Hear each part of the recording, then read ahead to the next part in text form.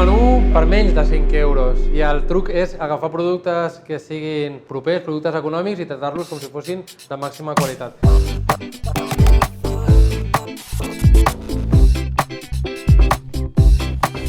Bueno, doncs aquesta amanida és super fàcil, super bona i quedareu com campions perquè és molt fresca.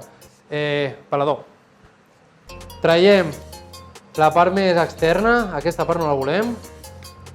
I ara, més o menys això està net i el que farem serà treure...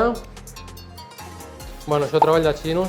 Bueno, en aquest cas treball de tailandesos, perquè la recepta és més aviat tailandesa. Ara, perquè sigui un plat tailandès, què ha de tenir? Ha de tindre la part cítrica, ha de tenir una part picant, ha de tenir alegria, ¿vale? Una mica de llimona. Una guindilleta, si no voleu que piqui gaire, tota la part de dintre la podeu treure, ¿vale? Inclús està en pols, la podeu agafar en pols i li tireu una miqueta en pols.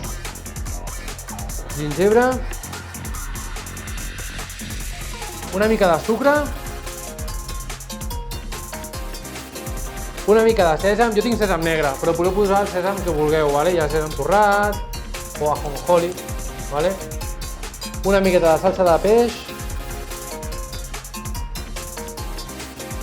i cacauet. Jo sóc amant del cacauet, així que un bon grapat. Ho traiem una miqueta.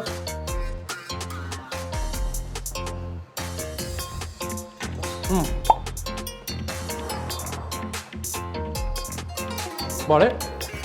I ara, per pujar-li un puntet més fresquet, coriandre, cilantro. Vale, també el podeu tallar, jo en aquest cas tallaré uns trossets així. Vale, llavors va agafant mica en mica tots els sabors que hem posat i ara ho servirem. Jo li ratllo una mica de llima